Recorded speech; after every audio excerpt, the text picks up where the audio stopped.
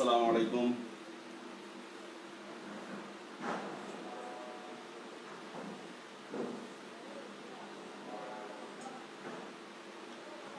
শুনতে পাচ্ছেন আওয়াজ? গতকালকে ব্যাটারি চেঞ্জ করছি, দেখি আউটপুট কতটুকু।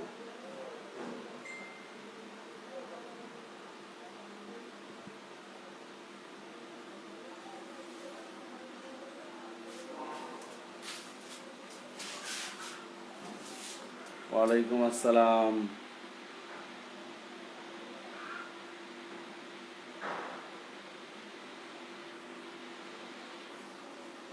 আজকে সাউন্ড অনেক ক্লিয়ার, তার মানে বুঝছি যে আমার ব্যাটারির প্রবলেম ছিল।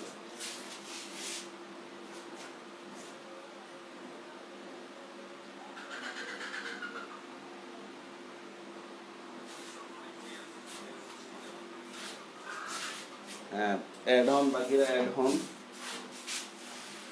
একটা জিনিস দেখতেছি,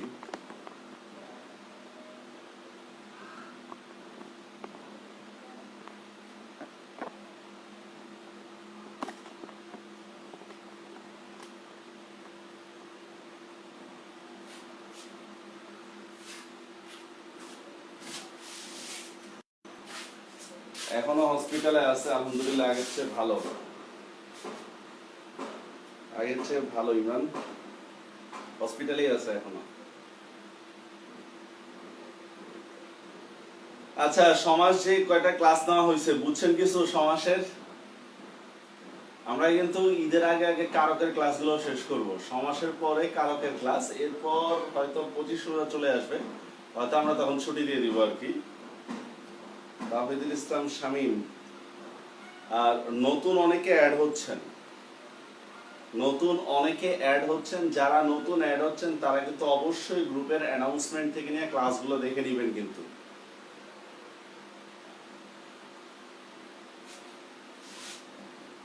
আচ্ছা, তাহমিদা ফারহা। আর আপনারা মানে হচ্ছে কোশ্চেন সলভ করে বা কিছু করে মানে গ্রুপে পোস্ট করেন না কেন? এটা তো আসলে বুঝতেছি না, গ্রুপে পোস্ট করেন না কেন? আমি তো চাই আপনাদের কাছ থেকে যত প্রবলেম আছে সেই প্রবলেমগুলো যেন বের হয়, এটাই তো আসলে চাওয়া, ঠিক না? গ্রুপে পোস্ট করবেন যে এইটা বুঝি নেই, ওইটা বুঝে নেই, এগুলো গ্রুপে পোস্ট করবেন। যদি না বুঝে থাকেন আর কি, যদি বুঝে থাকেন তাহলে তার পোস্ট করা দরকার নেই। যদিও মোটামুটি ক্লাসে যথেষ্ট পরিমাণে ধীরে ধীরেই মনে বলা হয়, আর আপনার ওই বইয়ের মধ্যে তো ডিটেলস আছেই, ঠিক না? আজকে বহুব্রীহি সমাস আর অব্যয়ভাব সমাসের উপর ক্লাস হবে। আজকে বহুব্রীহি সমাস আর অব্যয়ভাব সমাসের উপর ক্লাস হবে।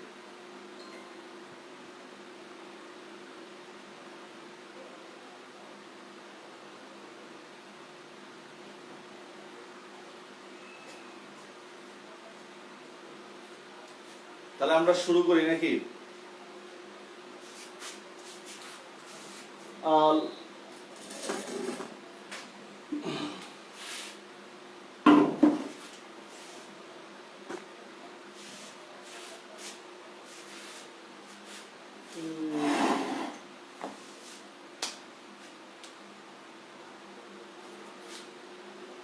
আচ্ছা, বহুব্রীহি সমাস।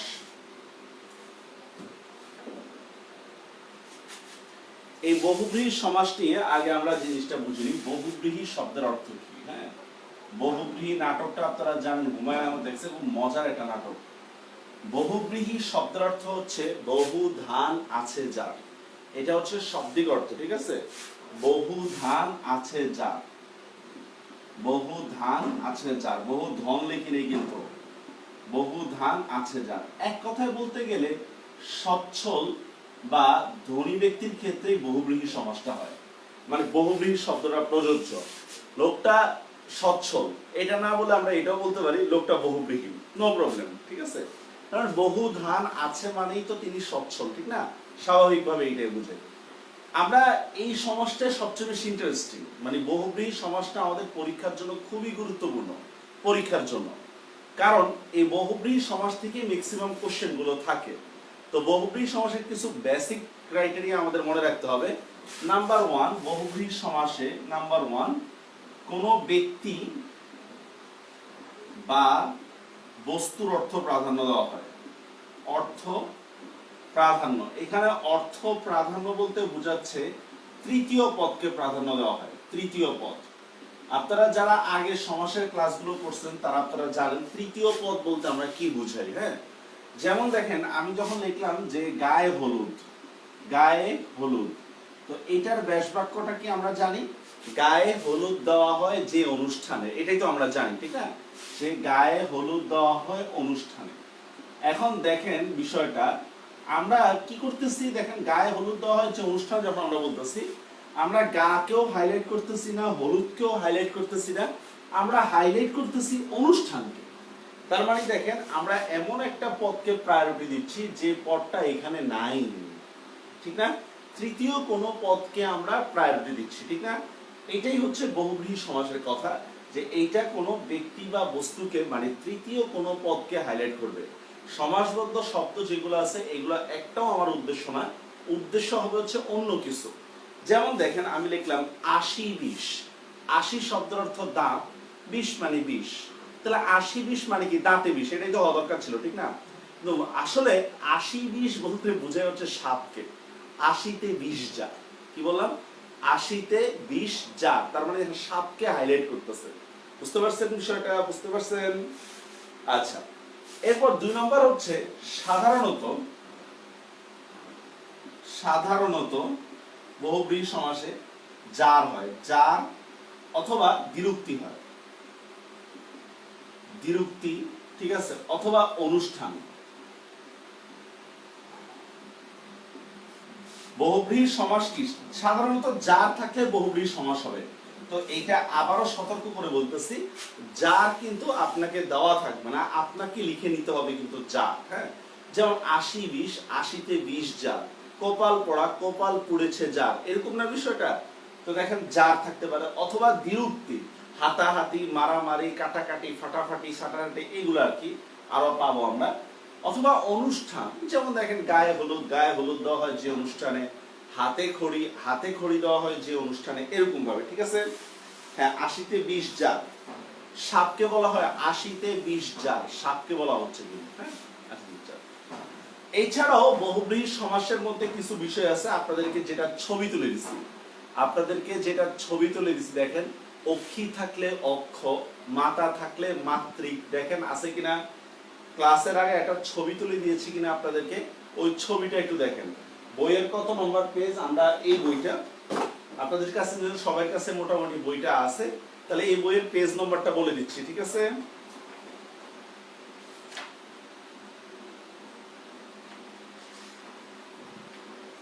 এই বইয়ের পেজ নম্বর হচ্ছে 125 নম্বর পেজে, দেখেন একটা চার্ট আছে, হ্যাঁ, সহ থাকলে সমান, সহ থাকলে সহদর, দেখেন আছে কিনা, নাভি থাকলে নাভ, ইত্যাদি। 125 নম্বর পেজ, 125 নম্বর পেজে, হ্যাঁ রাইট, রেডি আছেন ইমরান, 125 নম্বর পেজের মধ্যে এগুলো আছে, হ্যাঁ, একটু দেখে নেন। এবার আমরা মূল পড়ায় চলে যাচ্ছি, মূল পড়ায় চলে যাচ্ছি। বহুব্রীহি সমাসের প্রকারভেদ নিয়ে আমরা আলোচনা করব।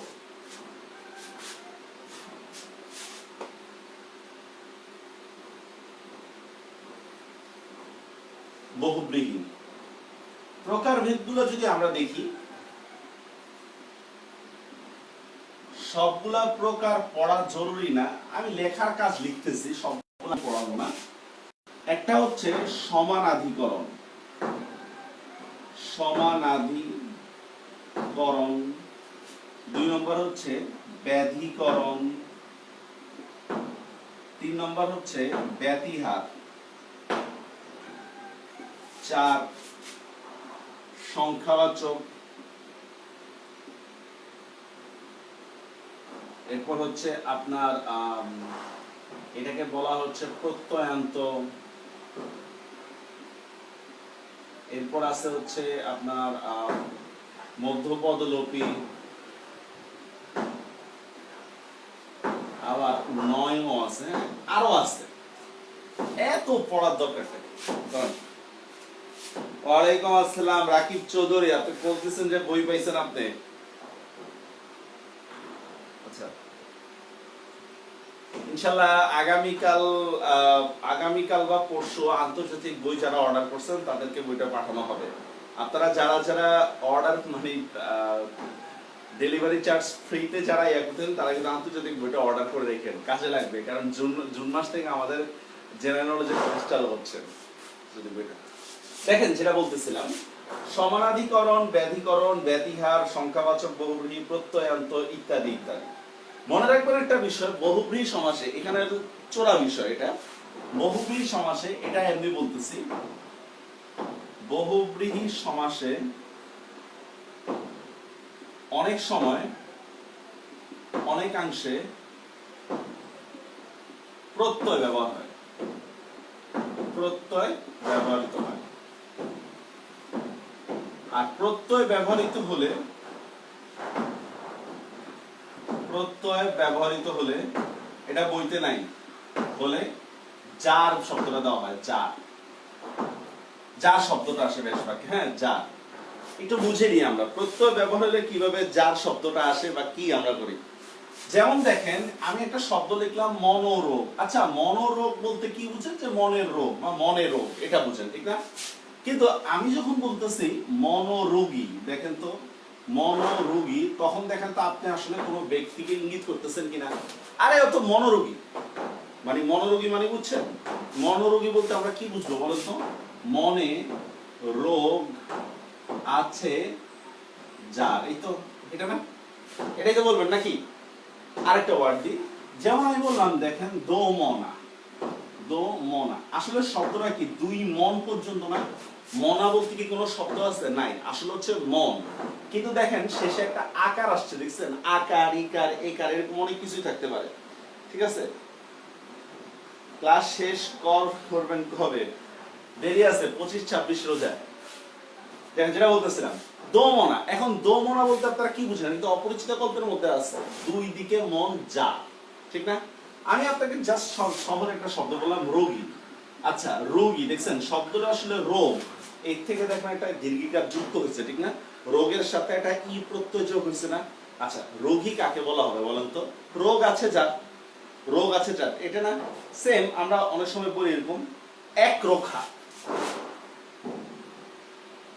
এক রোখা। আচ্ছা, এক রোখা মানে কি? রোগ দৃষ্টিভঙ্গি, রোগ শব্দের অর্থ হচ্ছে দৃষ্টিভঙ্গি, বুঝতে পারছেন? তাহলে কি হবে বলেন তো? একদিকে রোগ যা, রোগ মানে দৃষ্টি। অপরিচিত গল্পের মধ্যে কিন্তু আছে কিন্তু যে সে রোগ ফিরিয়া বলিল যে এই গাড়ি আগে থেকে রিজার্ভ করা, এটা না না যায় পারবেন না, এরকম। সেম দেখা আমি বললাম এক ঘুয়ে, এক ঘুয়ে, এক ঘুয়ে মানে বুঝেন? গো বুঝেন? গো মানে হচ্ছে জীব। তাহলে এক ঘুয়ে মানে কি বলেন তো? একদিকে গো যা বা জীব যা। সেম আমি লিখলাম দেখেন বিশালাক্ষী, তাহলে কি হয় বলেন তো? বিশাল অক্ষী যার, বিশাল অক্ষী যার মানে বুঝছেন? অক্ষ থেকে অক্ষী, টানা টানা চোখ যার। তো এই যে প্রত্যয়ান্ত যেটা বলতেছি, এটা এখানেও পেতে পারেন, এখানেও পেতে পারেন, অনেক জায়গায় পেতে পারেন, ঠিক আছে? আরেকটা ওয়ার্ড তাহলে বুঝবেন, যেমন আমি একটা শব্দ লিখলাম বিড়াল চোখ, বিড়াল চোখ, তাহলে এটার মানেটা কি বুঝবেন বলেন তো? বিড়ালের মতো চোখ। কিন্তু আমি যখন বলতেছি বিড়াল চোখী, বিড়াল চোখী, সরি, হ্যাঁ বিড়াল চোখী, তখন আসলে কি বুঝতেছেন বলেন তো? বিড়ালের মতো চোখ যার, এটা বুঝতেছেন না? বলেন। সূর্যমুখ মানে কি? সূর্যের মতো মুখ। কিন্তু যখন আমি বলতেছি সূর্যমুখী, দেখছেন একটা ইকার যোগ করলাম, তখন কি আপনি নির্দিষ্ট একটা ফুলকে বুঝেন না? আমরা কি সূর্যমুখ ফুল বলি না সূর্যমুখী ফুল বলি? সূর্যমুখী ফুল বলি না? আমার কথাটা কি বুঝতে পারছেন? যে বহুব্রীহি সমাসে অনেকাংশে কি হয়? প্রত্যয় যুক্ত হয়, অনেক ক্ষেত্রে বহুব্রীহি সমাসে প্রত্যয় যুক্ত হয়, ঠিক আছে?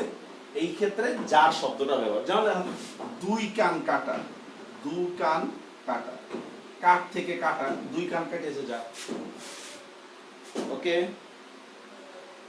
প্রত্যয়ান্ত শব্দ বুঝবেন কিভাবে? এই দেখেন, এই যে শব্দটা আসলে রোগ, এই যে একটা এক্সট্রা যোগ হলো না, যেমন দেখেন এই যে রোগ, রোগের পরে একটা দীর্ঘ যুক্ত হয়েছে না, এটাই প্রত্যয়। রোগের পর একটা দীর্ঘ, যেমন দেখেন মুখ, বিড়াল চোখ, চোখ পর্যন্ত হচ্ছে অর্থবোধক শব্দ, এই যে একটা দীর্ঘ যুক্ত হয়েছে না, এটাই প্রত্যয়। দোমনা, মন পর্যন্ত হচ্ছে অর্থবোধক শব্দ, একটা আকার যোগ। প্রত্যয় মানে হচ্ছে সাফিক্স, যার কোনো অর্থ নেই। প্রত্যয় মানে হচ্ছে সাফিক্স, ঠিক আছে?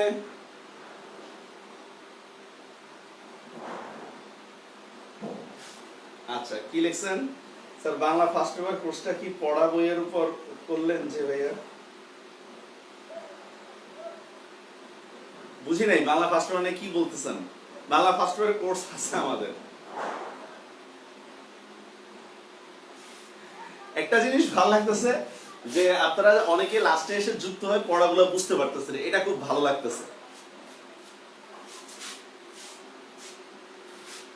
আচ্ছা, এতটুকু বুঝতে পারছেন, এখন আমরা পড়া শুরু করে দিই। এইবার মেইন পড়ায় আসি আমরা।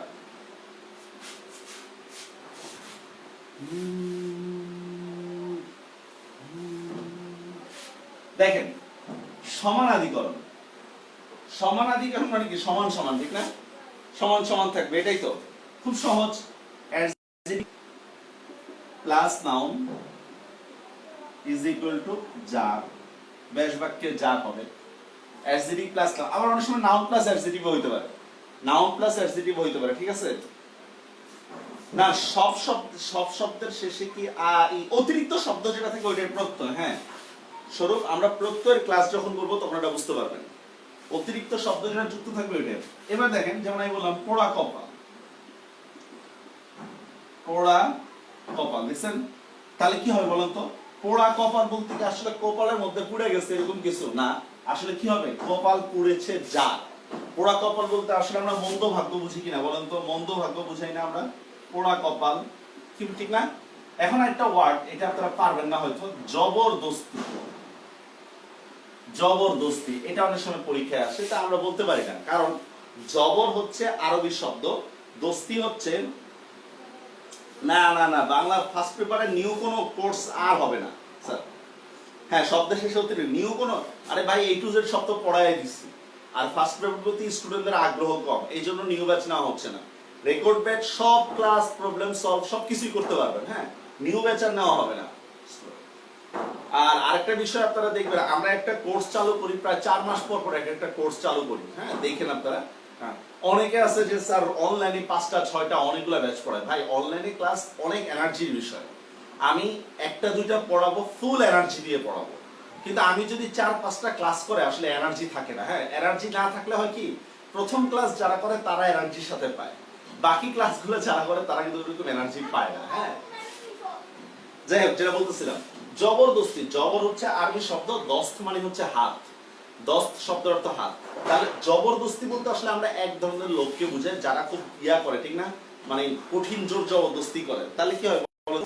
জবর দস্ত যার, জবর দস্ত যার মানে শক্তিশালী হাত যার, ঠিক না? শক্তিশালী হাত যার, এটাই বলা হচ্ছে জবরদস্তি। এখন দেখেন, আমি লিখলাম হতশ্রী। হতশ্রী মানে কি? হত মানে কি? হারায় গেছে না? এটা একটা অ্যাডজেক্টিভ হত। আর শ্রী মানে কি? সৌন্দর্য। তাহলে কি হবে? সৌন্দর্য হারিয়েছে যার, সৌন্দর্য হারিয়েছে যার। বুঝতে পারছেন বিষয়টা? তাহলে অ্যাডজেক্টিভ প্লাস নাউন, এটা দিয়ে কি হয়? ব্যাস বাক্যে যার এসে কি হবে বলতো? অ্যাডজেক্টিভ প্লাস নাউন দিয়ে সমানাধিকরণ বহুব্রীহি হবে। অ্যাডজেক্টিভ প্লাস নাউন দিয়ে কি হয়? সমানাধিকরণ বহুব্রীহি হয়। ওকে, বুঝতে পারছেন কি বিষয়টা? আপনাদের কিন্তু ক্লাসের মধ্যে একটা কথা বলছিলাম, অ্যাডজেক্টিভ প্লাস নাউন দিয়ে কিন্তু কর্মধারও হইতে পারে। অ্যাডজেক্টিভ প্লাস নাউন দিয়ে কিন্তু কর্মধারও হইতে পারে। হ্যাঁ, এই জন্য বলছি যে মানে তৃতীয় কোনো পদের অর্থের প্রাধান্য থাকলে তাহলে সেটা কি হবে? বহুব্রীহি সমাস হবে। তৃতীয় কোনো পদের অর্থের প্রাধান্য থাকলে, ঠিক আছে? আবার অনেক সময় আপনার নাউন প্লাস অ্যাডজেক্টিভ হইতে পারে। যেমন আমি বললাম, দেখেন মুখ পোড়া, মুখ পোড়া, লেজ ঝোলা, এগুলাও কিন্তু আপনার বহুব্রীহি সমাস। মুখ পুড়েছে যা বলি না আমরা, মুখ পোড়া, কান কাটা, কান কাটা, ঠিক আছে? কান কেটেছে যা, এগুলা সব বহুব্রীহি সমাস। তো বইয়ের মধ্যে দেখেন আমরা লিখে দিছি এই বিষয়টা, যে অ্যাডজেক্টিভ প্লাস নাউন দিয়ে কিন্তু কর্মধারয় সমাসও হইতে পারে, অ্যাডজেক্টিভ প্লাস নাউন দিয়ে বহুব্রীহি সমাসও হতে পারে। তাহলে আমরা ফাইন্ড আউট করব কিভাবে? ফাইন্ড আউট করব হচ্ছে কিভাবে বলেন তো?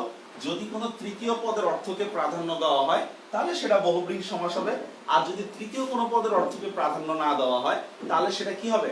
কর্মধারয় সমাস হবে। বুঝতে পারছেন বিষয়টা? হ্যাঁ, পুরো বইয়ের উপরে করছি। হ্যাঁ, এইচএসসি সিলেবাসে সব শর্ট সিলেবাস, তা লং সিলেবাসে পুরোটার উপরে করছি। ওকে, এটা কি বুঝতে পারছেন? অ্যাডজেক্টিভ প্লাস নাউন দিয়ে কি হবে? সমানাধিকরণ। মজার বিষয় হচ্ছে সাধারণত আপনাদের এইগুলো মানে নাম আসে না, সাধারণত পরীক্ষায় নাম আসে না, ঠিক আছে?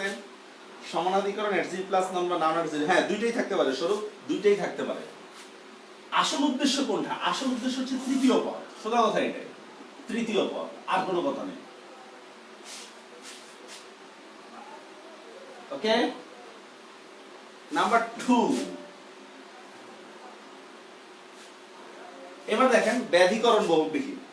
ব্যাধিকরণটা আরো সহজ, নাউন প্লাস নাউন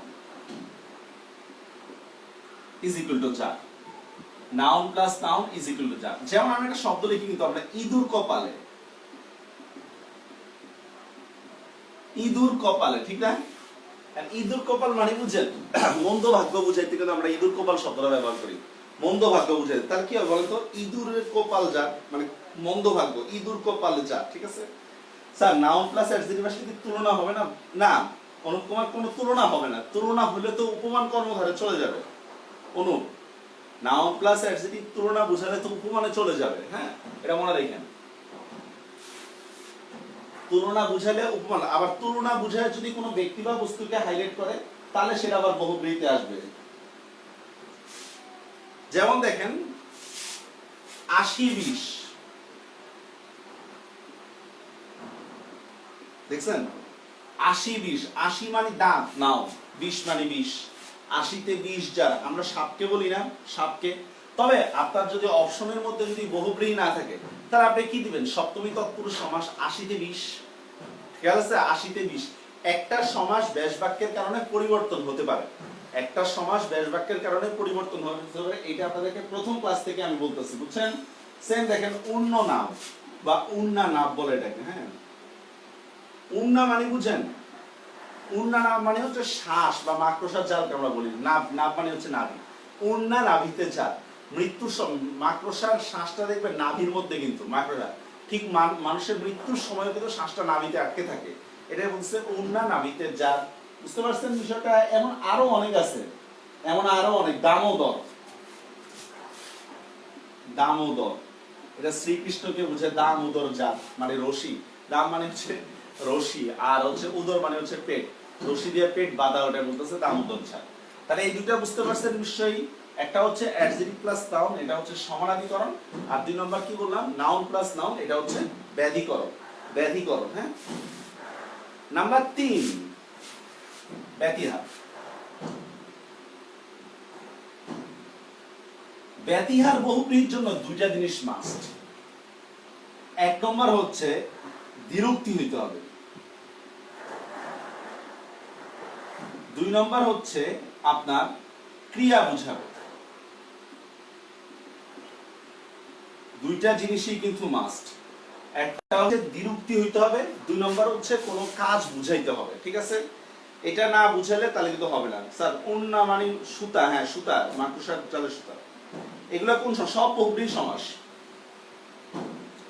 দ্বিরুক্তি হইতে হবে। এখন একটু ভালো করে বুঝে নেন, দ্বিরুক্তি হইতে হবে আবার ক্রিয়া বুঝাবে। ভালো করে একটু বুঝে নেন। হ্যাঁ, যেমন আমি একটা শব্দ লিখলাম, রাজায় রাজায় লড়াই কুলু খাগড়ার প্রান্তরে, আছে না? রাজায় রাজায় লড়াই কুলু খাগড়ার প্রান্তরে। এখন আপনারা বলেন তো, রাজায় রাজায় এটা কি বহুব্রীহি সমাস হবে? না, এটা বহুব্রীহি সমাস হবে না। কেন হবে না? কারণ এখানে দ্বিরুক্তি হইছে, ঠিক আছে, কিন্তু দেখেন ক্রিয়াটা দ্বিরুক্তি হয়নি। এখানে কর্তাটা দ্বিরুক্তি হইছে, ঠিক আছে, ক্রিয়াটা কিন্তু দ্বিরুক্তি হয়নি। তার মানে এটা কিন্তু অলুক দ্বন্দ্ব সমাস, রাজায় রাজায়। আবারও বলতেছি, দ্বিরুক্তি হইতে হবে। কোন জিনিসটা দ্বিরুক্তি হবে? ক্রিয়া দ্বিরুক্তি হবে। আমরা এখানে দেখতে পাচ্ছি রাজায় রাজা, রাজা তো কোনো ক্রিয়া না, মানে ভার্ব না। রাজা যুদ্ধ করলে সেটা হচ্ছে ক্রিয়া, ঠিক না? এটা কিন্তু বহুব্রীহি সমাস না। আবার আমি একটা শব্দ লিখলাম, লাল লাল ফুল, লাল লাল ফুল, এটাও কিন্তু বহুব্রীহি না। কেন? এখানে লাল লালটা দ্বিরুক্তি হইছে, বাট কোনো ক্রিয়া বুঝায়নি। লাল লাল দ্বিরুক্তি হইছে, কিন্তু কি হয় না, কোনো ক্রিয়া বুঝানো হয়নি। বুঝতে পারতেছেন আমার কথাটা? আচ্ছা, ঘোলা হয়ে আছে। আচ্ছা, আমি দেখতে পাচ্ছি।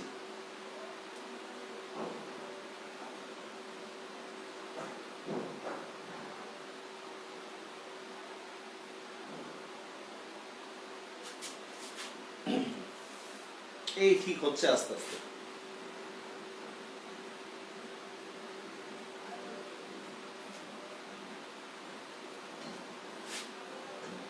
এমনি খরচ করে পড়াইতেছি, গোলা হলে হবে?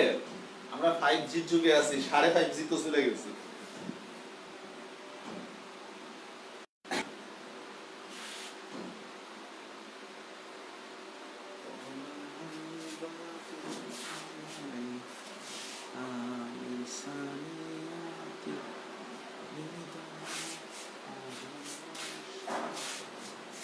ঠিক আছে, ওকে, ক্লিয়ার হয়েছে আমার কথা কি বুঝতে পারছেন? এখন আমি একটা শব্দ লিখলাম হাতাহাতি।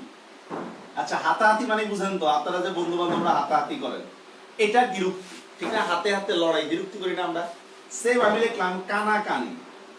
কানাকানি, দেখেন কানাকানি একটা কাজ কিনা বলেন তো? কানে কানে একটা কথা বলা, এটা একটা কাজ না? কানে কানে কথা বলা। আমি লিখলাম চোখাচোখি, দেখেন তো, চোখে চোখে কথা বলা, এটা একটা কাজ না? আচ্ছা ভাইয়া,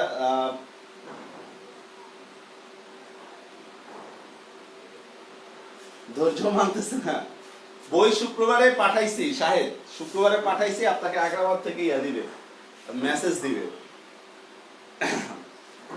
আচ্ছা, আমার কথা কি বুঝতে পারছেন? হাতাহাতি, কানাকানি, মারামারি। তো আবারও বলতেছি, বিরক্তি হইলেই হবে না, কি হইতে হবে বলেন তো? বিরক্তি হইতে হবে, আবার ক্রিয়াও হইতে হবে, কোনো কাজ বুঝাইতে হবে, ঠিক আছে? তাহলেই ব্যতিয়ার হবে। ওকে, এবার দেখেন আবার ব্যতিয়ারের মধ্যে একটা বিষয়, কোন বিরক্তি যদি নাউন দিয়ে শুরু হয়, বিরক্তিটা যদি নাউন দিয়ে শুরু হয়, তাহলে উপযুক্ত শব্দ বসাবে। উপযুক্ত শব্দ মানে শব্দটা বুঝে। আর যদি কোনো বিরক্তি যদি ভার্ব দিয়ে শুরু হয়, হ্যাঁ, মানে ক্রিয়া, তাহলে ক্রিয়া শব্দটা হবে, আমরা বুঝি। যেমন আমি একটা শব্দ লিখলাম চোখাচোখি। চোখাচোখি। এবার আপনারা বলেন তো, চোখ এটা নাউন না ভার্ব? বলেন, চোখ হচ্ছে একটা নাউন না? আচ্ছা, চোখাচোখি বলতে আসলে আপনারা কি বুঝেন বলেন তো? চোখাচোখি, চোখ যে মনে কথা বলে আছে না, এটা কি হবে? চোখে চোখে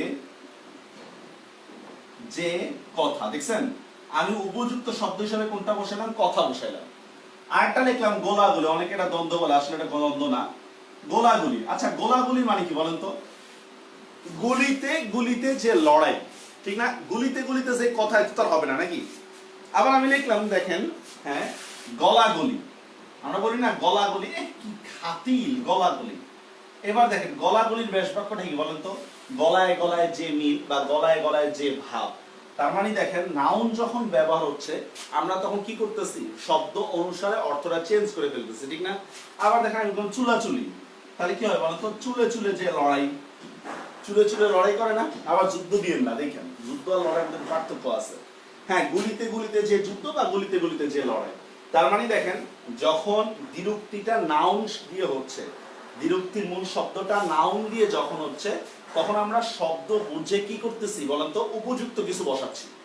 আমরা শব্দ বুঝে উপযুক্ত কিছু, হ্যাঁ, গলায় গলায় যে মিল, রাইট। কিন্তু যখন ভার হচ্ছে, যেমন হাতাহাতি, দেখেন হাতাহাতি, এটাও কি হয় বলেন তো? হাতে হাতে যে লড়াই, হাত একটা নাউন। কিন্তু যখন আমি বলতেছি ভার্ব দিয়ে, যেমন আমি বললাম নাচানাচি, নাচানাচি, তাহলে কি হয় বলেন তো? নাচতে নাচতে যে ক্রিয়া। সেম আমি লিখলাম লেখালেখি। এবার বলুন তো, লেখাটা ভার্ব না নাউন? লেখাটা একটা ভার্ব না? লিখতে লিখতে যে কাজ, লিখতে লিখতে যে কাজ, সেটা হচ্ছে কি? লেখালেখি। আমার কথাগুলো কি বুঝতে পারছেন বিষয়টা? যদি বিরক্তিটা নাউন দিয়ে আমরা শব্দ শুরু করি, তাহলে বুঝে আমরা কি করবো? লড়াই আর যুদ্ধের মধ্যে পার্থক্য। লড়াই মানে হচ্ছে আমি আর আপনার লড়াই, যুদ্ধ মানে হচ্ছে এক দেশ আরেক দেশের সাথে। সমার্থক শব্দ বললো একটু মানে হচ্ছে ভাবের প্রগাঢ়তা আছে, হ্যাঁ। যুদ্ধ মানে হচ্ছে এক দেশের সাথে আরেক দেশের যুদ্ধ। 1971 সালে আমরা পাকিস্তানের বিরুদ্ধে লড়াই করছি, আসলে আসলে যুদ্ধ করছি, ঠিক আছে? এটা লড়াই করছে না, মানে ঝগড়ার মানে লড়াই প্রতিশব্দ। এই বুঝতে পারছেন? বুঝতে পারছেন? নতুন যারা আছেন বুঝতেছেন আপনারা? অর্ণব, হ্যাঁ, লিখতে লিখতে যে ক্রিয়া, রাইট। এই আপনি না বললেন আপনি কিছুই পারেন না, তো ভালোই পারতেছেন মাশাআল্লাহ।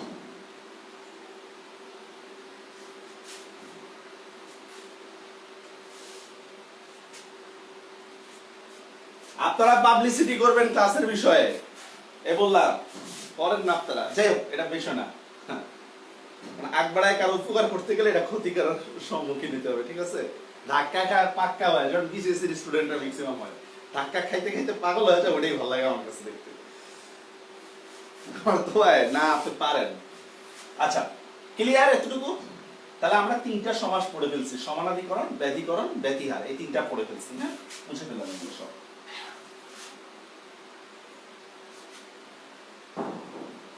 সংখ্যাবাচক বহুব্রীহি, এটা আপনাদেরকে অলরেডি পড়ানো হয়ে গেছে।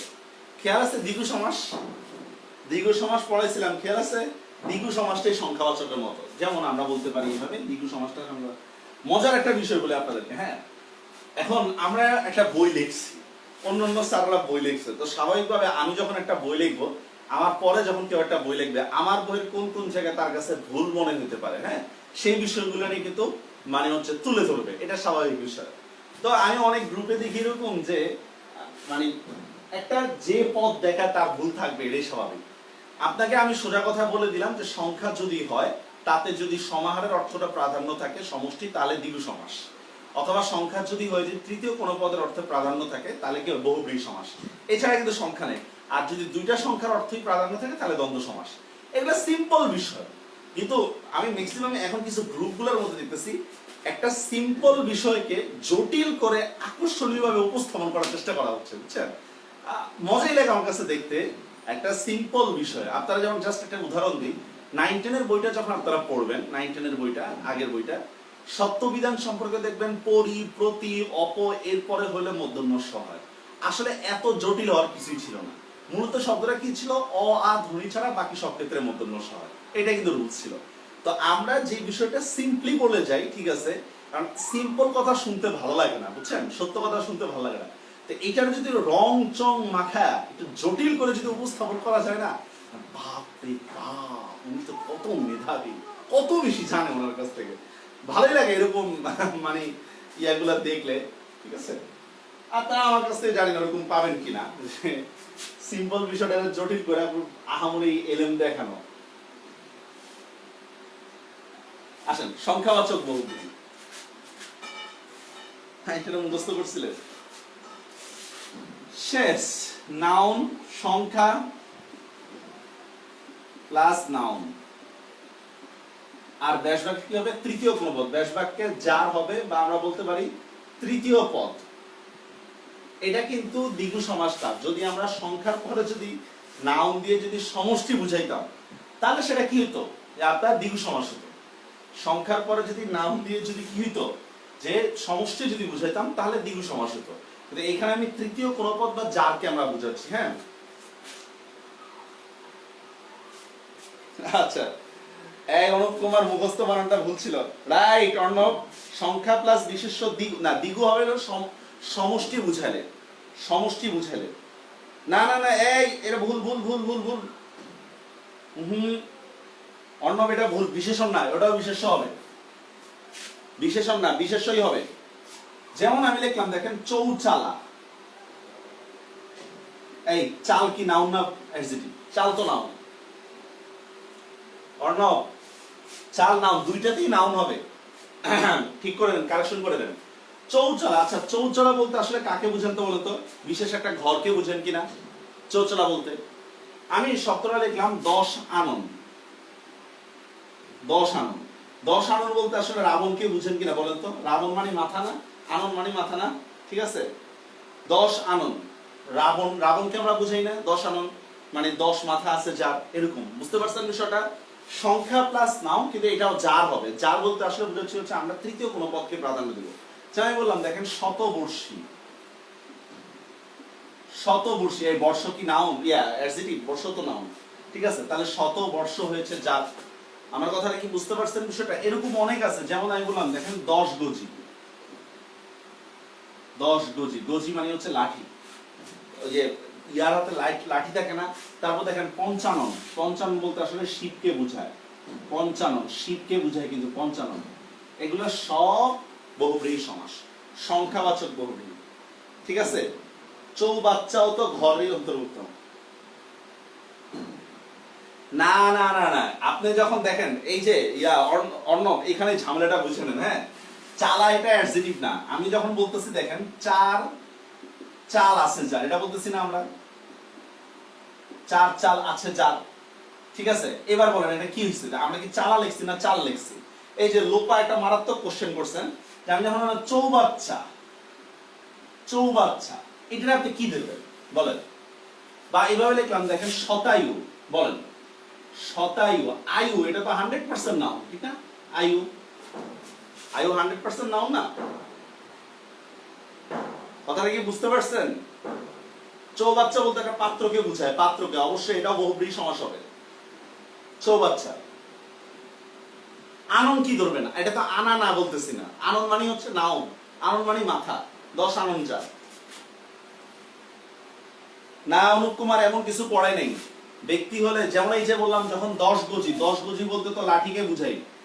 লাঠি কি ব্যক্তি? বলেন। চৌচালা যখন বলতেছে তখন তো ঘরকে বুঝান, ঘর কি ব্যক্তি?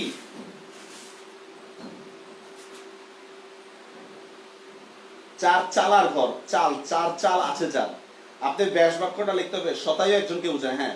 চার চাল আছে যার, আপনি ঘর লিখলে হবে না, চার চাল আছে যার। স্যার মুখোমুখি বহুব্রীহি সমাস হবে কিভাবে? সহশিকা, একটু বলতেছি।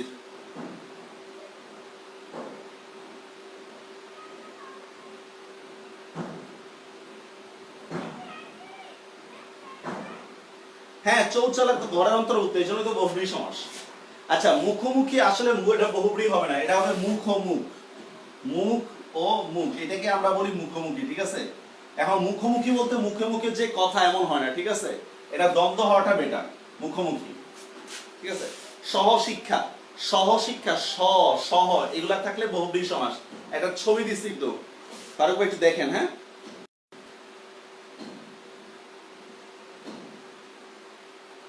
এই অনুপ, অন্তর, আপনারা কি বুঝতে পারছেন? আপনারা কি বুঝতে পারছেন? আপনি যদি বিশেষণ দিয়ে পড়েন সবগুলা নাউন এটা দিয়ে পাবেন না, ঝামেলা হয়ে যাবে, হ্যাঁ। এই জন্যই বললাম। যেমন দেখেন আনন, এটা একটা নাউন 100%। আয়ু এটা একটা নাউন, আনন, বাচ্চা, ঠিক আছে? এগুলো সব নাউন, ঠিক আছে?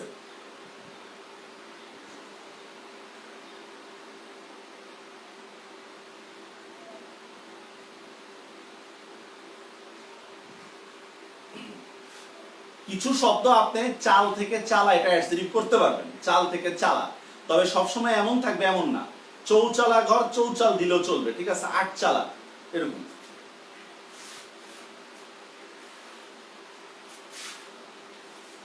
যেমন দেখেন আমি বললাম চতুষ্পদ বা তেপায়া, ভাই দেখেন চতুষ্পদ। বা এই দেখেন চতুর্ভুজ, চতুর্ভুজ 9-10 এর বই অনুসারে এটা এখন বহুব্রীহি সমাস। দেখেন ভুজ মানে হচ্ছে বাহু, তাহলে কি হবে বলেন তো? চার ভুজ বা ভুজ এইভাবে লিখতে হবে, চার ভুজ, বা এইভাবে ব্র্যাকেটে দিবেন চার বাহু আছে যা। তাহলে দেখেন এই যে বাহু তো 100% নাউন, ঠিক না? কোন নির্দিষ্ট ব্যক্তি বা বস্তুকে না বুঝাইলে, সমষ্টি বুঝালে সেটা হবে দ্বিগুণ। সমষ্টি, নির্দিষ্ট নির্দিষ্ট দরকার নেই, হ্যাঁ। সমষ্টিকে বুঝালে সেটা হবে দ্বিগুণ, সমষ্টি না বুঝালে সেটা হবে বহুব্রীহি, সোজা কথা এটাই। সমষ্টি বুঝালে সেটা হবে দ্বিগুণ, সমষ্টি না বুঝালে সেটা হবে বহুব্রীহি। আপনারা শব্দ দেখে অর্থ করতে পারবেন আশা করি, হ্যাঁ। আবার তেপান্তর কিন্তু এর মধ্যে দিয়েন না, হ্যাঁ, তিন প্রান্ত আছে যায়। বুঝে ফেললাম। সংখ্যা plus noun is equal two যার, আসলে যার বুঝবে তো না, আমরা তৃতীয় কোনো পদকে প্রাধান্য দিব। বইয়ের মধ্যে দেখেন ডিটেইলস আছে।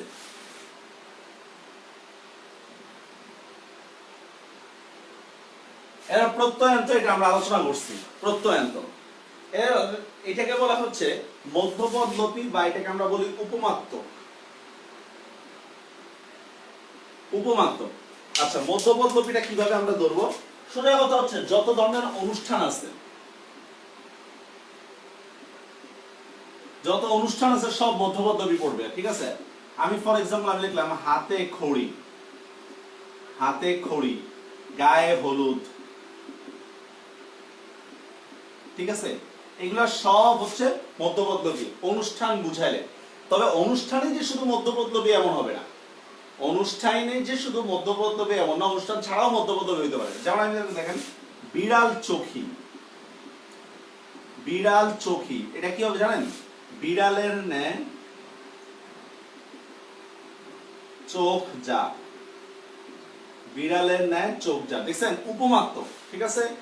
উপমাত্য, উপমা মানে আমরা তো উপমা দিয়ে পড়ছি হচ্ছে কর্মধারয়ের সমাস, এটা আমরা উপমা দিয়ে পড়ছি, ঠিক না? এখন এখানে কি বলা হচ্ছে যে যদি বহুব্রীহি সমাসের মধ্যে যদি মানে উপমা বোঝায়, ঠিক আছে, তাহলে সেটা কি হবে? মধ্যবর্তী বিকর্ম দ্বারা। যেমন আমি বললাম দেখেন সূর্যমুখী, সূর্যমুখী, সূর্যের মতো মুখ যার, সূর্যের মতো মুখ যার। ওকে, বুঝতে পারছেন? এরপরে যে এরকম আছে প্রত্যয়ান্তর মধ্যে আছে আবার কানে খাটো, কানে খাটো, এটাও একটা বহুব্রীহি সমাস, ঠিক আছে, নাম দরকার নাই। যেমন বদিরকে বলা হয় কানে খাটো, ঠিক আছে। তারপর দেখেন কানে কলম, কানে কলম বলতে আসলে বুঝাই হচ্ছে কাকে বলেন তো? মিস্ত্রিকে বুঝায় কিন্তু কানে কলম, ঠিক না? এরপর হচ্ছে আপনার যেমন আমি কথা লিখলাম হাতে বেড়ি, হাতে বেড়ি, হাতে বেড়ি বলতে আসলে কাকে বুঝায়? কয় দিকে বুঝায়, বুঝায় না? এগুলো বহুব্রীহি সমাসের মধ্যে পড়বে, ঠিক আছে। এগুলো কি আছেন আপনারা? আছেন?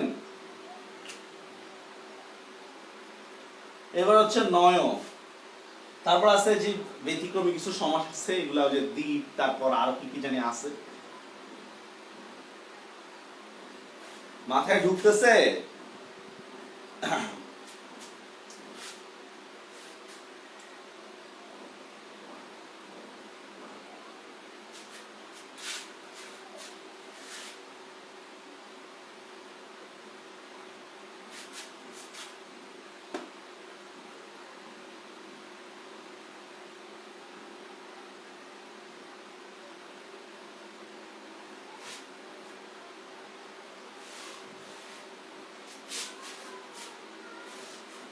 অর্ণব, আপনাকে আবারও বলতেছি, আপনি যে ইয়াটা দিচ্ছেন না স্ট্রাকচারের মধ্যে কিছুটা একটু ভুল আছে। ভুলটা আমি বলি আপনাকে, সেটা হচ্ছে এখানে ডিটেলস আলোচনা করতে চাচ্ছিলাম না, তারপরে বলতেছি যেটা স্ট্রাকচারটা হচ্ছে নাউন প্লাস অ্যাডজেক্টিভ না, সংখ্যা প্লাস নাউন। নাউন হয়তো যার বুঝাবে, কিন্তু সেই পুরোটা মিলে একটা বিশেষণ বুঝাবে। যেমন আমি যখন চৌচালা বলতেছি, হ্যাঁ চৌচালা, ঠিক আছে, এইটা পরবর্তীতে ঘরের একটা অ্যাডজেক্টিভ হইতেছে। আমি যখন শতায়ু বলতেছি, এইটা পরবর্তীতে ব্যক্তির অ্যাডজেক্টিভ হইতেছে, ঠিক আছে। স্ট্রাকচারটা কিন্তু হচ্ছে সংখ্যা প্লাস নাউন, আর ব্যাস বাক্যে হবে কি যা, কিন্তু সব মিলে পুরোটা মিলে কি হচ্ছে? বিশেষণ। বুঝতে পারছেন বিষয়টা? আমি যখন বলতেছি 10 আনন, 10 আনন, তখন এটা কার বুঝাচ্ছে? রাবণের গুণ বুঝাচ্ছে, ঠিক আছে। স্ট্রাকচারটা এখানে নাউনই থাকবে, কিন্তু পুরোটা মিলে হচ্ছে যে একটা অ্যাডজেক্টিভের অর্থ দিবে, ঠিক আছে। ইম্পর্টেন্ট কোনটা মার্ক করে দিব? ইম্পর্টেন্ট, আচ্ছা বইয়ের মধ্যে আছে লাল কালি দিয়ে, এভাবে তো মার্ক করা মুশকিল। আর এগুলোই যে আসবে তার নিশ্চয়তা কি বলেন? এবার আসেন নয়, নয় মানে হচ্ছে না বোধক, নেগেটিভ। আসলে নেগেটিভ না বোধক বলা হবে, নেগেটিভ মানে হচ্ছে খারাপ অর্থ বুঝে আমরা। এটা দুইটা ক্ষেত্রে হয়, একটা হচ্ছে তৎপুরুষ, একটা হচ্ছে বহুব্রীহি।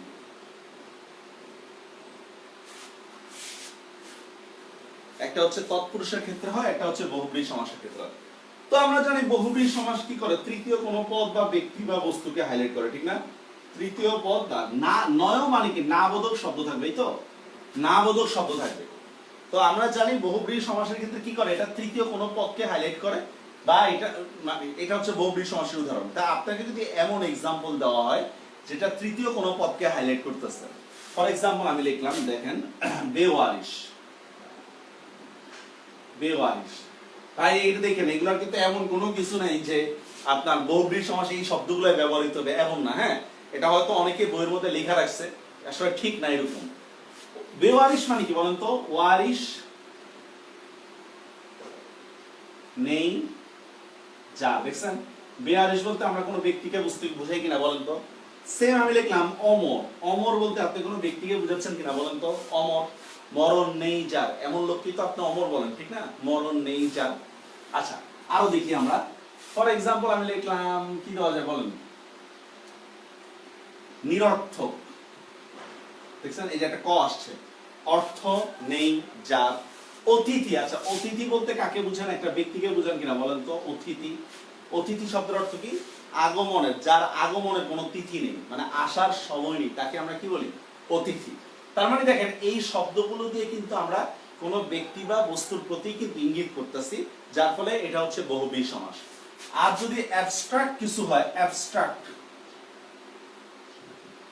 তাহলে সেটা তৎপুরুষ সমাস। যেমন আমি লিখলাম দেখেন অসত্য, তাহলে এটা কি লিখবেন বলেন তো? নয় সত্য। অজানা কি হবে? নয় জানা। বুঝতে পারছেন বিষয়টা?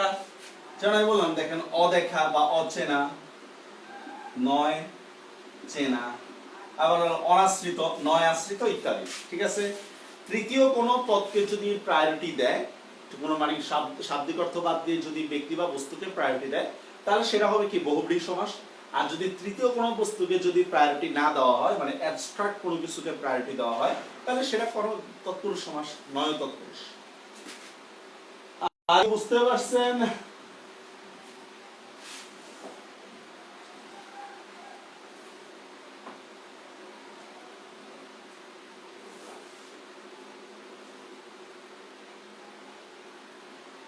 অলুক বহুব্রীহি আছে এরকমই আর কি, তৃতীয় কোনো পদকে প্রাধান্য দিয়ে হাতে বেড়ি, গলায় গামছা যেগুলো দেখাইছে এগুলো অলুক বহুব্রীহি।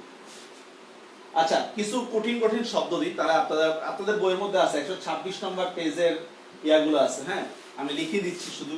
কৃত্তিবাস, উদ্বাস্তু, ঠিক আছে? তারপর হচ্ছে আপনার কপোতাক্ষ,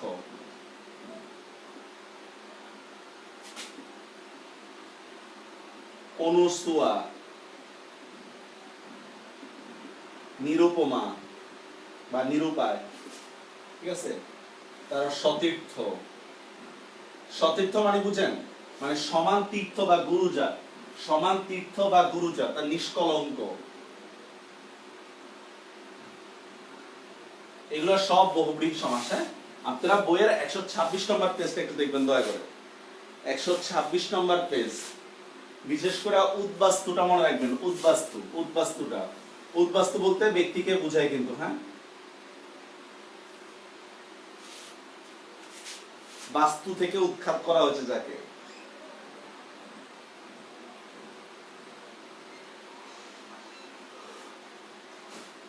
কর্মধারয় সমাস শেষ, কর্মধারয় সমাস শেষ। 125 এবং 126 নম্বর পেজের যে লিস্টটা আছে, দেখেন এখান থেকে দেখা যায় কিনা। ও, আমি তো ছবি দিয়েই দিয়েছি, এত কষ্ট করার দরকার নেই।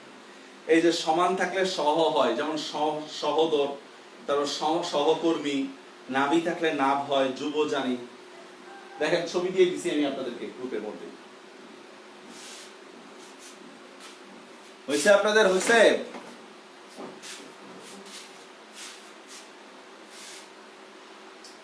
মাত্র 11 জন, বাকিরা ঘুম থেকে উঠতে পারেন না, তো মার্কেটে চলে গেছে।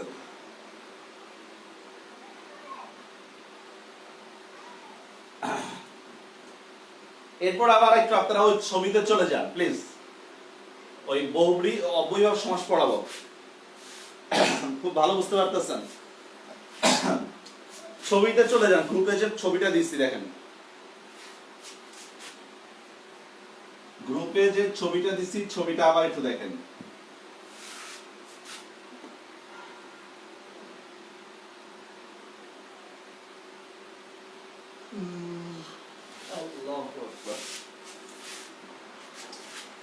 স্যার, রোজায় যারা সারা জীবনের জন্য কেউ ছাড় পায় না,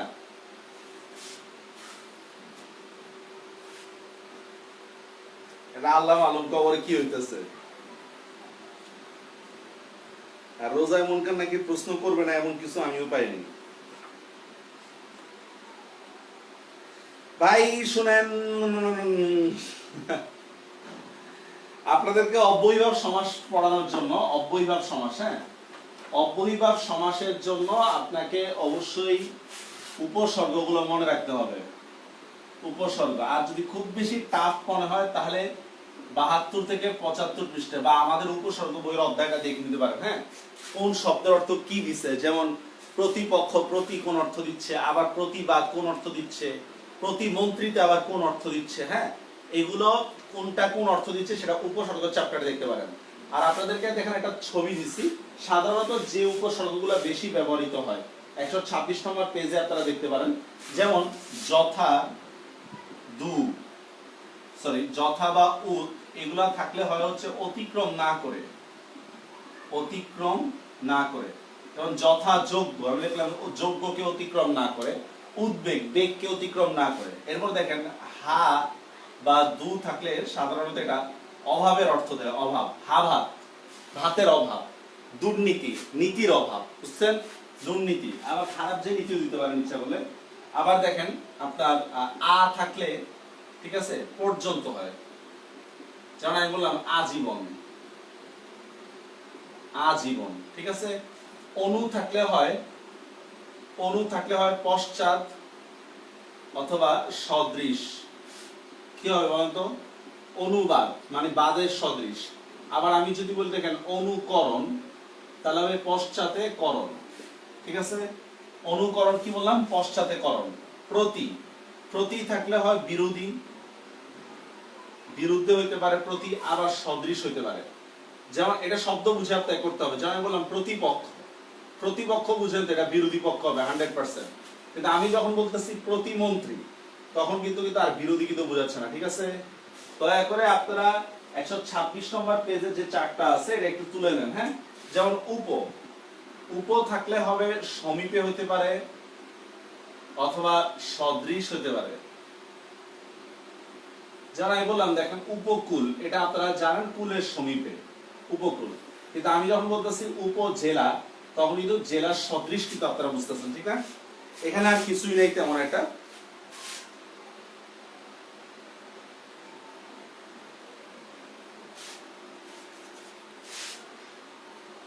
আচ্ছা, উপসর্গের অর্থকে প্রাধান্য দিয়ে কিন্তু আমাদের অব্যয়ীভাব সমাস হবে।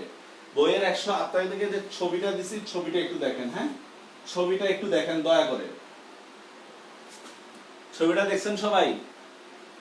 125, 126, 27 নম্বর পেজের একটা ছবি দিছি আপনাদেরকে। দেখেন এক্সাম্পল দিয়েছে আ, হা, দূর, এগুলো থাকলে অভাব হয়। যেমন দেখেন আলুনি, দেখছেন? এটা বিসিএস এ আসছিল কিন্তু। আলুনি। স্যার অব্যয়ীভাব সমাস অব্যয় না উপসর্গ? অব্যয় না উপসর্গ কিভাবে মুখস্থ করব?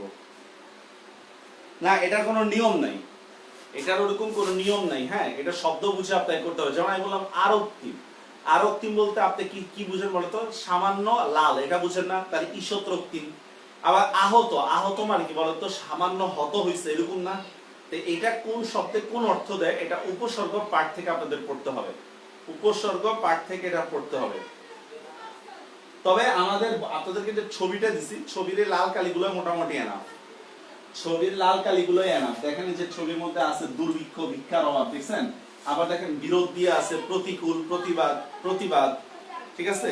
আবার দেখেন এই যে প্রতিমন্ত্রী, উপমন্ত্রী, অনুবাদ, উপনদী, আপাদমস্তক, আজানুলম্বিত, আকণ্ঠ, পাইছেন? তো লাস্টের দিকে ছবির মধ্যে দেখেন একটা চার্টেই আছে, সাধারণত আধিক্য অর্থ অব্যয়ীভাব সমাস হয় না। 127 নম্বর পেজে যেটা দিছি। এটা নিয়ে আর বিস্তারিত আলোচনা করে তেমন একটা ইয়া নেই, এটার জন্য আপনাকে উপসর্গগুলো পড়তে হবে, এই হলো কথা।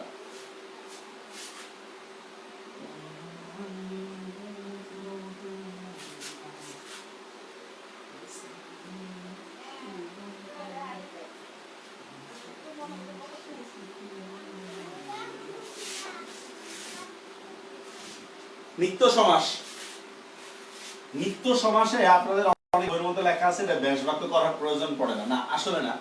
আসল কথা হচ্ছে সমার্থক শব্দ দিয়ে এর ব্যাস বাক্যটা করা যায়। নিত্য সমাসের ব্যাস বাক্যটা সমার্থক শব্দ দিয়ে করা যায়, নতুন কোনো শব্দ আনতে হয় না। এজন্য মনে রাখবেন, যত শব্দের মধ্যে অন্তর পাবো আমরা, সমাসের মধ্যে হয়ে যাবে অন্য। যেমন আমি বললাম দেখেন গৃহান্তর, কি হবে বলেন তো? অন্য গৃহ। যুগান্তর, অন্য যুগ। এখানে দেখেন অন্তরটা কিন্তু এক্সট্রা যোগ হয়েছে, কিন্তু আমি যদি লিখি তেপান্তর, এটা কিন্তু নিত্য হবে না। কেন? তেপান্তরের মধ্যে কিন্তু অন্তরটা এক্সট্রা যোগ হয়, এটা মূল শব্দের মধ্যে কিন্তু অন্তরটা আছে, ঠিক আছে? মূল শব্দের মধ্যে আছে। আবার এমনি ভাবে কেবল যদি হয়, এটা মাত্র, কারণ কেবল দর্শন, দর্শন মাত্র, এগুলো একদমই সহজ। আবার একটা দেখেন কাল সাপ, এটা লেখেন কাল তুল্য সাপ, ব্যতিক্রম। মার্তণ্ড প্রায় এরকম, বুঝছেন, প্রায় মার্তণ্ড এরকম। হ্যাঁ, 3 প্রান্তের সমাহার, রাইট অর্ণব, 3 প্রান্তের সমাহার ওইটা। এটা হচ্ছে প্রাদি সমাস, এটাও অব্যয়ভাবের মতো। অপশনে যদি প্রাদি না থাকে, তাহলে আমরা অব্যয়ভাব দিব, ঠিক আছে? যেমন প্র, পরা, পরি, এগুলো দিয়ে যদি শব্দ ধরা হয়, ঠিক আছে, এগুলো দিয়ে যদি কি হয়, মানে ক্রিয়াকে বোঝায়। যেমন প্রভাত, ব্যাসবাক্যটা কি হবে? প্র যে ভাত, বা প্র যে ভাত মানে হচ্ছে উৎকৃষ্ট যে সকাল, ঠিক আছে? যেমন পরিণাম, অনু, পরি যে নাম, ঠিক আছে, বা উৎকৃষ্ট যে নাম, এটাকে বলতেছে পরিণাম। অনুশোচনা, অনুতে যে সূচনা, আবার এটাকে আপনি অপশনে যদি প্রাদি না থাকে তাহলে আপনারা অব্যয়ভাব দিবেন। সাধারণত প্রাদি অপশনে থাকে না, অব্যয়ভাব দেওয়াটাই বেটার, প্র পরা ছাড়া আর কি। একটু বইয়ের মধ্যে দেখেন, ছবির মধ্যে দিচ্ছি আপনাদেরকে, দেখেন পরিস্ফুট, মানে প্র পরা অনুর পরে যদি কোনো ক্রিয়া হয় সেটাই বলা হচ্ছে প্রাদি সমাস। ক্রিয়া দিয়ে দিই তো তারপরে পেঁচা পড়বে, ঠিক আছে? তাহলে এই দেখেন পরিস্ফুট, পরিস্ফুট মানে কি? পরিতে ফুটেছে যা, ফুটা একটা ক্রিয়া না? তারপর দেখেন অনুশোচনা, সূচনা তো বুঝেন, সূচনা মানে হচ্ছে আক্ষেপ করা, অনুতে যে সূচনা এরকম। আর সুপসুপা শোনার দরকার নেই, এগুলা কোন বছর 15 বছর পরীক্ষায় আসে না, বইয়ের মধ্যে দেওয়ার কাজ দিচ্ছে, বিভক্তি থাকলে আর কি। তাহলে আপনাদের কোনো কোশ্চেন থাকলে বলেন।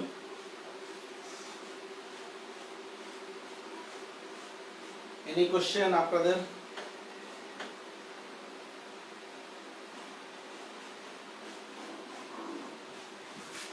জন ছিলেন। বইয়ে এক্সারসাইজ আছে, এক্সারসাইজটা সলভ করবেন।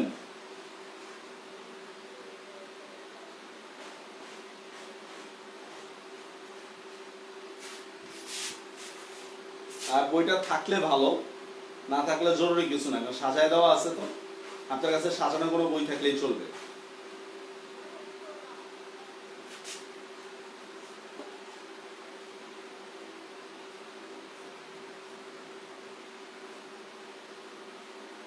কোন কোশ্চেন?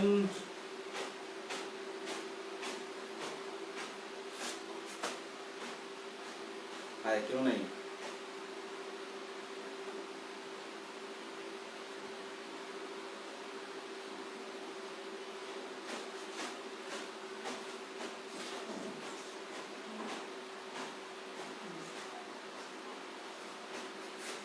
স্যার, ভার্সিটির প্রশ্ন কিভাবে থাকবে? এই শব্দ দিয়ে দেখবে 4টা অপশন থাকবে। স্ট্রাকচারের জটিল, ওয়ার্ডগুলো জটিল। আচ্ছা, ইংরেজিতে দেওয়া। মানুষ ইচ্ছা মতো আমাদের স্বাধীনতা বিরোধী শক্তি বলবে যে বাংলা পড়াইতেছে ইংলিশ দিয়া।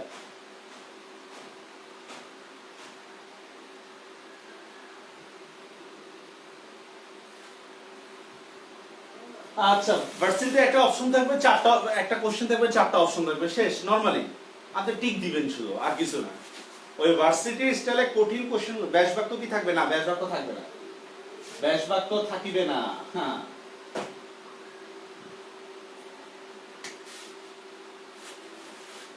আর বইয়ের পেজে যে কোশ্চেনগুলো আছে, কোশ্চেনগুলো সলভ করবেন, অ্যানসার তো দেওয়া নেই, উজ্জা বাইর করে সলভ করবেন।